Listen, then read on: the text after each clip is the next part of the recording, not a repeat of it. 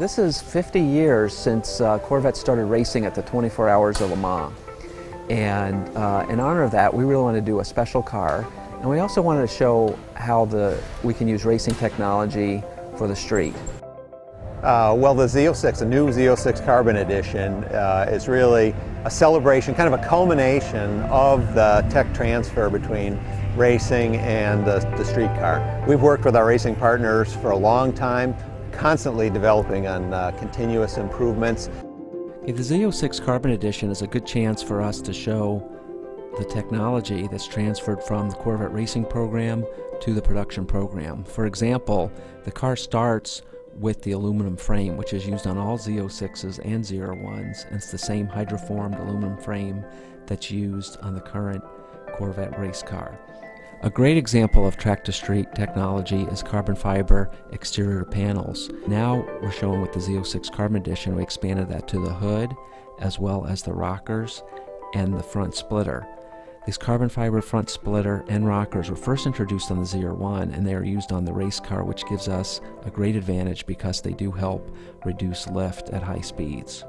Going back to our Corvette GT1 racing program, where we had the advanced carbon brakes, the Z01 introduced Brembo carbon ceramic brakes, and now for the first time we're using them on the Z06 in the Z06 Carbon Edition.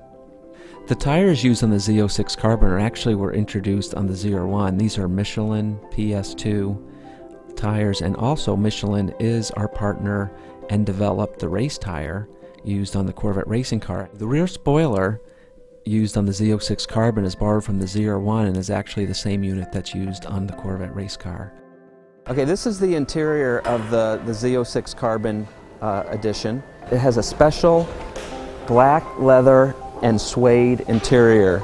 It's got suede inserts on the seats, suede on the steering wheel, armrest, door pulls. Again, taken with a race car theme, the C6R race car has a suede steering wheel and seat. It's really a great material for high-performance driving. The production car benefits hugely from the synergies with the race cars. We really help each other to go back and forth in different areas. We wouldn't have cars like the Z06 and Z01, these extreme performance machines, if it wasn't for racing, if it wasn't for that test bed where you can really try out new technologies. There's really no more quick or economical way to develop performance hardware than racing. Likewise, if you start with a fantastic street car, it's much easier to make a great race car.